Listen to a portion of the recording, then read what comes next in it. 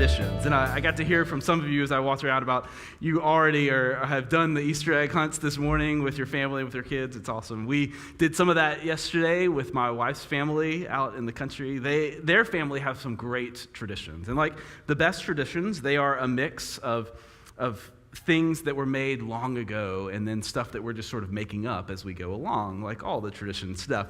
So we've got in our family the traditional Easter piñata, like you do. Just so much love and life in that. We do the traditional Easter egg decorating and hunt thing. It's really sweet. We do it with real hard-boiled eggs, which are a little bit less fun to open for you, so you got to come up with something else. And so we made the traditional Easter egg catapult to send them flying. What you don't see is my wife at the other end of the yard with a baseball bat catching the eggs as they come through. Easter, I love it. And this year we've got a new tradition, courtesy of our friend Jenny Bates, who's here with us. She came up with the Easter egg open logo. Isn't that awesome? I had to put the open logo next to it so that we could really see. It is beautiful. Thank you so much for that, Jenny. So do that at home in your Easter egg hunts today.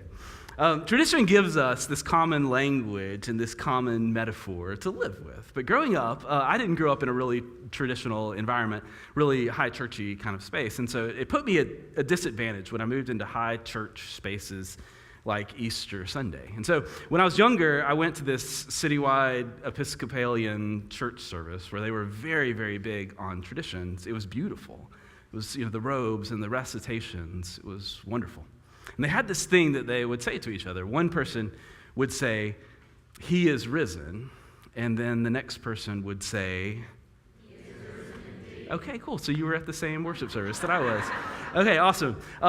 That's beautiful. The problem is I didn't know that. And so there was this brightly colored, joyful woman who turned around to me during the greeting time and says, "He is risen." And I just was like, cool. Cool. Yeah, he is. That's right. And it is cool, don't get me wrong, but I didn't know what to say to that thing. Sometimes I think when we come to Easter, none of us really know exactly how to respond to this, what to say in response to this incredible story of new life and of resurrection that is just amazing. That when we say he is risen, we are saying that death has been overcome by life. That love faced off against the powers of injustice and hate, and that love wins and life overcomes. That the tables are turned, the veil is torn, and whatever we feel like has separated us or been told has separated us from God has been torn away, and it simply does not. It was overcome by God who loves this world so much and gave that we might have life. All of those things just rolled away like a stone so that new life could break forth and that all things are being made new by God who created us all. That's what we mean when we say he is risen. And what do you even say to that response? Well, nothing. And I think that's okay because Easter is God's story for us. It's not a story of what God did once. Easter is a story of who God is, of what God is doing in love for us, for all of us, for this world that God is restoring. This world where we have Easter morning as a first shaft of light that breaks through the darkness and signifies that the sun is rising, the day is coming in full, and that invites us not to say anything in response, but to live in response. Because resurrection isn't a one-time event. Resurrection is the pattern of how God works in our world, of the old falling away and becoming a new creation, of the seed in the ground and the cycles of seasons, of our lives and our growth as we live and love in that same pattern. Easter isn't about a transaction, it's about transformation of everything. And sometimes we only see that transformation in the long view, in the arc of life, but it is there. Love is at work, transforming. And one day we'll see it in full. And the God within it all, holding it all together and moving us forward, wants us to live in that and trust in that and love from that and live in that hope. And that is what we mean when we say that Christ is risen indeed. And it is pretty cool. And so if that's what you want to say back in response to it, you say cool to that. But still, for all of us who don't know quite what to say, it should bring us comfort that we are not the first folks to not know exactly what to say in response to Easter and how to live in response. Pretty much everyone who shows up in our scripture library was trying to figure that out along the way, just like we're trying to figure it out now. We're trying to figure out lots of things. We're trying to figure out how the Easter bunny got involved in this whole story. Where did that come from? Nobody really knows, actually. But this morning, I want to tell you the story of one particular character who shows up in several of the stories of Easter. It's central to them, not because she knew what to do or how to respond, but simply because she showed up in the center of it all, in the midst of the chaos. In the midst of the chaos and the cruelty and the confusions and the questions and the quiet, at the center of it all, she simply showed up. Not because she was hoping in anything, but because she showed up in compassion and in care. And when she did, she caught a glimpse of what God is doing, of who God is, and it transformed everything for her and for so many. And so maybe us in this room who don't know quite what to say, but still showed up on this Sunday, maybe we can relate to her story a little bit. So her name was Mary. But that doesn't actually tell us much because there's like 78 Marys in Scripture. Back then, apparently, they didn't have all the fancy baby name books that we have now. They just had like one scroll for the whole village, and it said Mary and John on it there. It's like suburbia in America in the 1940s. They had that same scroll back then. But this particular Mary, her name was Mary Magdalene, and her story and her name is important. She first comes on the scene at the early part of Jesus' ministry when Jesus helps liberate her from some serious stuff. And we're not told exactly what that stuff was, but tradition has filled in the gaps with a lot of Mary Magdalene fan fiction that they've written over the years. But suffice it to say, in Jesus, Mary found someone who saw her, who learned her name, saw beyond the outside story to her true story, her sacred worth. In Jesus, Mary found someone who brought her, who saw her value and her purpose, brought her liberation and empowerment like nothing else. Mary Magdalene's name goes on then to be mentioned 12 times in the Gospels, which is up there with Peter and James and John, which was no small thing in a society where men were the ones who told the stories so often. And the prominence of her name was just a reflection that Jesus saw who she truly was and loved her and valued her and listened to her and empowered her and gave her life and saw her just as God sees you. The context of that, of what Mary found in Jesus, helps us understand for her what the tragedy was of what happened next. As she, who loved this man, Jesus, saw him arrested and tried, executed by religion and empire in this brutal public way, and it seemed that everything that Mary had found just came crashing down in a moment. Everything that she had, everything that she had loved, everything that she leaned on, everything she hoped for was gone. And even more, to be a woman in that time, facing that loss, with all that you'd been liberated from looming behind you like a tidal wave, it must have been overwhelming on the Friday and the Saturday. And when we find ourselves standing at that part of the story arc, the place where Mary was on that day. Maybe you've been there. That's what sometimes Easter looks like in the moment. Like real loss, real grief, real despair. It's not just what it looks like, it is what it is.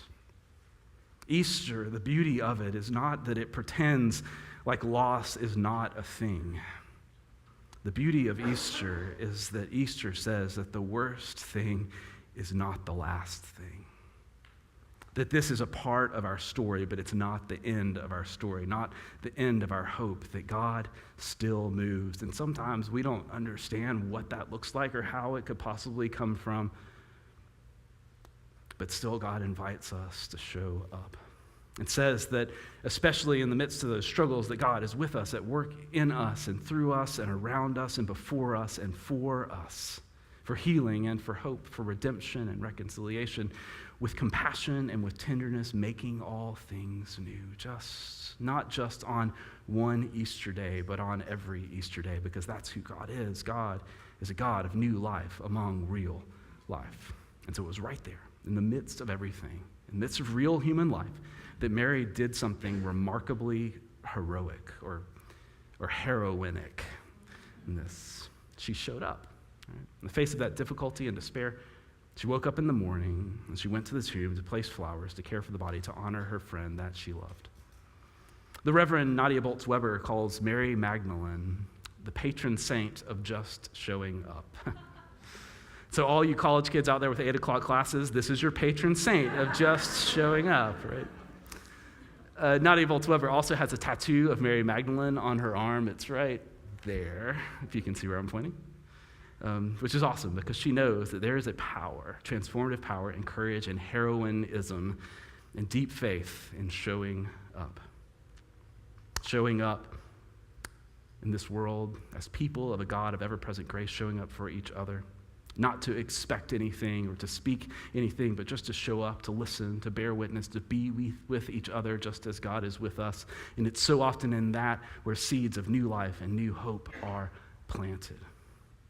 When a friend is experiencing a tough time and we show up, especially bearing flowers or bearing food, when a neighbor in our world is experiencing injustice or brokenness and we show up in solidarity to stand with them, or when we are experiencing a tough time in our own lives, when we're ready, when we put one foot in front of the other and show up ourselves, get up, look up, whatever it takes, when we don't let the worst thing be the last thing, so often that's when the new seeds of life show up too. These are acts of deep faith and deep love, and they are powerful. So Mary wasn't expecting any of that, of course. She didn't know that if she just showed up, that someday there'd be a pastor with a tattoo of her on her arm. You don't think those things when you're showing up sometimes. But she did think, I think, that what she and Jesus had experienced was good, and that what is good is lasting. And so she went to honor that. But what she found was so much more. In the story, we're not told exactly how it happened or exactly what happened, but the narrative says that when Mary got there, she found that the large stone had been rolled away and removed from the tomb, and that the tomb was empty. Early on the first day, when it was still dark, Mary came to the tomb and she saw that the stone had been removed from the tomb. And when she experienced that, she experienced a moment, truthfully, of confusion and fear. She thought that someone had taken the body. She wasn't even dreaming of anything beyond that. And so often in our lives, when new life begins to emerge and push its way through the hard shells of life, we don't even see it, that it's hidden beneath the surface, but still life is moving. Resurrection is happening, even if we can't always see it in this world. And so she ran to tell the others, the guys who were sleeping in, of course. It was Sunday morning. That's what you do, I hear, on Sunday morning. They come to investigate, but Mary didn't go with them. Instead, she stood, it says in verse 11, she stood weeping outside the tomb. First Friday, and now this. She could not imagine that life could be more than the struggle she's experiencing right now. But Easter says that even when the struggle is all we can see, there is grace, especially in those places of struggle and tears, that God is with us in every step. And so Mary hears a person, and she turns around, and in her tears, she sees a figure that she assumes is the gardener. Supposing him to be the gardener, says, she said to him, "Sir, you've carried him away. Tell me where you have laid him, and I will take him away." This gardener was Jesus. And I guess that's what Jesus gets for wearing a big floppy hat as he's moving through the space. Okay, time out. Thank you for laughing at that, by the way. So I thought of that floppy hat joke. I was like, I'm going to put that in there. And then this other thought came to mind of like, I should type that into Google and just see what comes out. Apparently, there's this whole genre of religious art that looks like this. Seriously, depicting Jesus as a literal gardener with a floppy hat and a shovel just out there like tending the kale, like you do. Oh, like humans we're crazy folks, truthfully. Like, if this is your genre, another thing you need to know, like, look at this picture. Look at that. Jesus was an Afro-Semitic Palestinian gardener in this particular story. Give the dude some melatonin, all right? Seriously. As the Apostle Peter would say, oy vey, is what you say. All right, let's pull that down. That feels very sacrilegious to me for some reason. All right, so back to the story. There's Mary in the midst of this, and though she sees something, she doesn't see it all. Not realizing that the story for her is not over, it is just beginning, and that the story is never over with a God who is making all things new. And so there, in the fog of the garden, in the questions of that morning, there is something that breaks through for Mary, that cuts through the separation and the struggle and brings Mary back and moves her to keep going and opens her eyes. And it is the same thing for her that transforms us on our journey of this life. She hears Jesus call her by her name. With great love, by her name, he says, Mary. And she can't believe it, right? She'd recognize his voice anywhere, of course, but she can't believe it.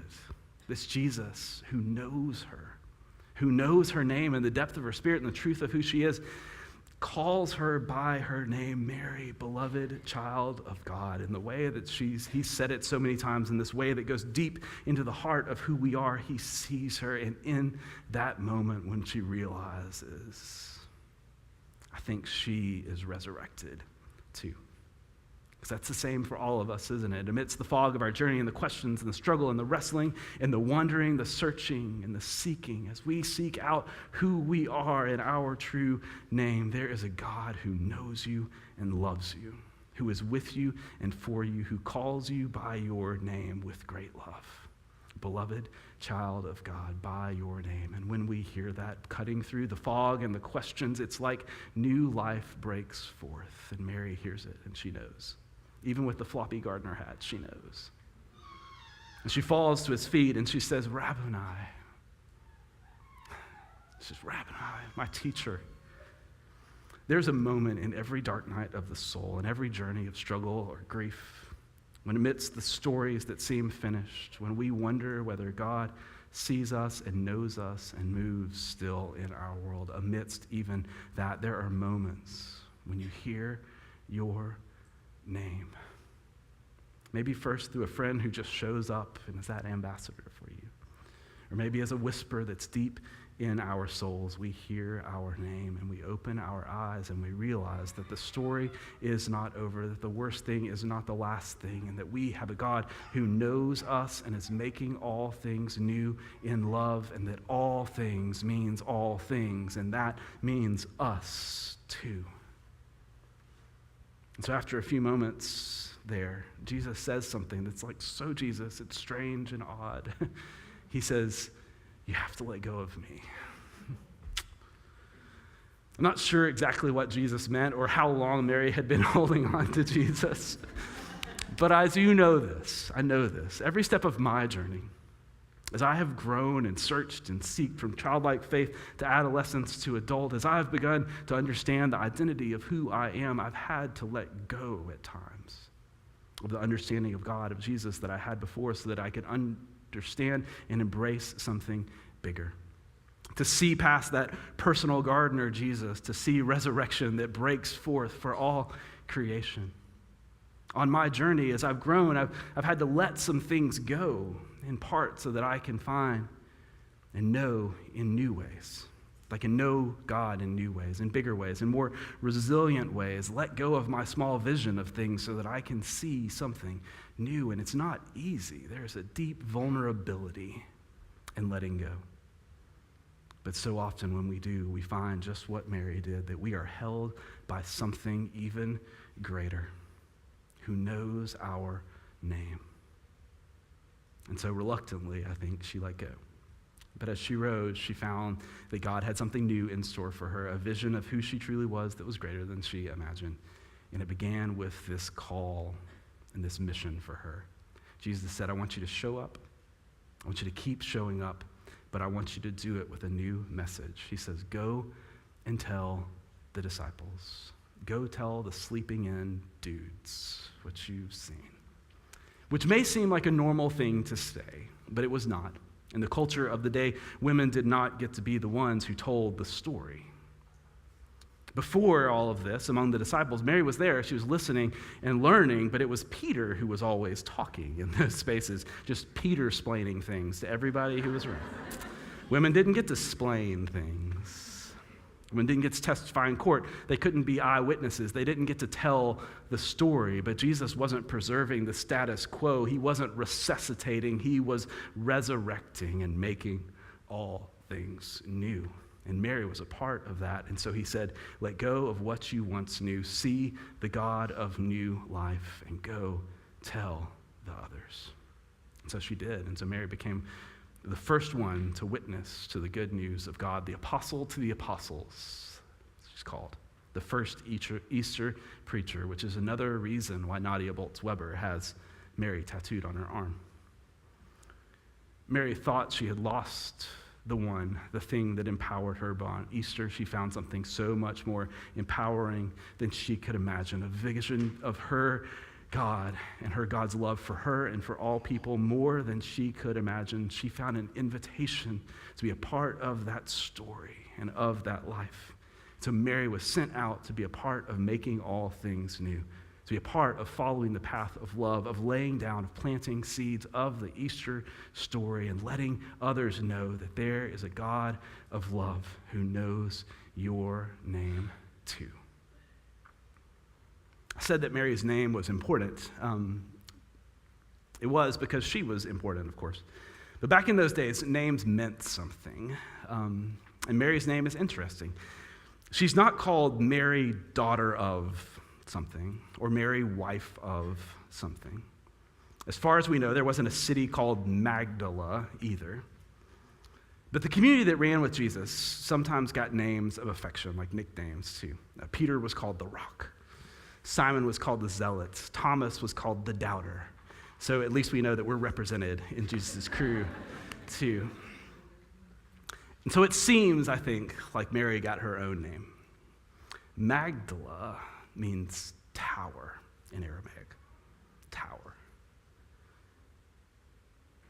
Which is beautiful for a woman who found herself at the feet to be called tower.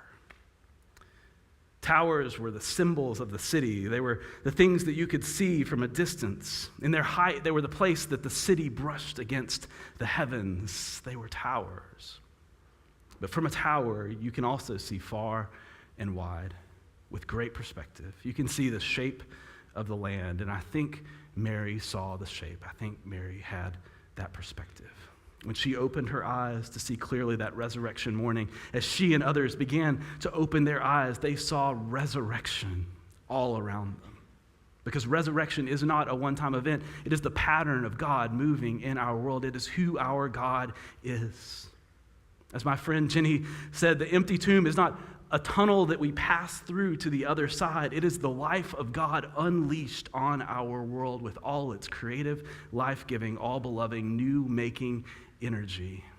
And from the perspective of the tower, they could see that life breaking forth everywhere. They saw resurrection in Jesus and in the life that he lived, and the path that he walked, and the lives that he touched, and the seeds that he planted that were growing abundant. They saw it in the veil torn in two, in the temple tables overturned. They saw something new, a God for all people in love and grace and affirmation bursting into life. They saw it in the sweep of history, and they saw it in their own lives as they walked in the path of Jesus, and they grew in love and joy and peace and patience and kindness as they were transformed. And even Peter stopped Peter-splaining everything all the time and listened. From the tower, they could almost see that this resurrection life does not end because it cannot end, because we have a God who is making all things new. And when we hear our name and we open our eyes, we can see resurrection all around us as well. Not that there's not struggle, the struggle is the story. But that in every seed of love and peace and justice and love for God and neighbor, growing in new, creative, courageous, compassionate ways, we see it. We see it in our own transformation and the witness that even amidst those struggles, that the things of this life are not the last things, that this story is going somewhere, and our God is making all things new, and we are invited. We see it in those who've given themselves in love to follow that Easter path. The saints like Francis and Claire, or Dorothy Day, or Sojourner Truth, or Dr. Martin Luther King, or Rachel Held Evans, and all of those who've given of themselves, who've loved and lived that this world might be made new. And then we see it in the lives of those in our own lives whose love and legacy lives on in us. And we glimpse that it does not end because it cannot end, because our God is a God who's making all things new. And we're included, and we're invited to be a part. So towers in the ancient world were also the places that the message went out from, just like it did for Mary Magdalene. And I think we're invited to let our lives send out that message too. To live out that message in our world, to plant the seeds in love and hope and peace with justice, in courage and compassion and creativity and communion and community, in our workplaces, in our schools, in our families, in our world, that we would be people of this Easter message, of the God who is new-making, all-welcoming, grace-giving, seeker-seeking, suffering, healing, justice restoring, death-defeating, life-unleashing, love unending, meeting us in the garden when we need it most, and calling us by our name, God, who is making all things new. That's our Easter story. And so may we be people of that God and live the powerful story of Easter as people who show up, just like our patron saint did, in the life of a God who is making all things new. And that, my friends, is cool. Let's pray together. Gracious, loving God, whose love knows no bounds, whose love has overcome and is overcoming. God, so often when we stand at the beginning of this story arc, we cannot see resurrection, but you call us to show up as people of hope, as people of love and of light in our world, and so help us do that. In places like today, when we see the incredible suffering in Sri Lanka, and the way that it seems that the wrong of this world seems off so strong, God, we trust in what we cannot see. God, that your love, your peace, your life, your hope, your goodness has overcome and is overcoming. And God, that's where we want to be. To raise our tower.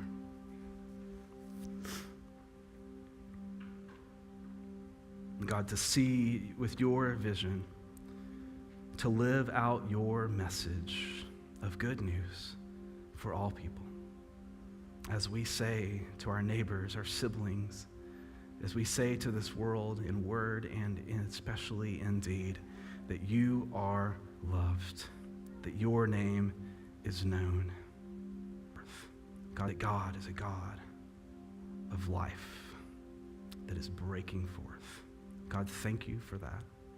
May we see it in full. May we love in full. We pray this in your name.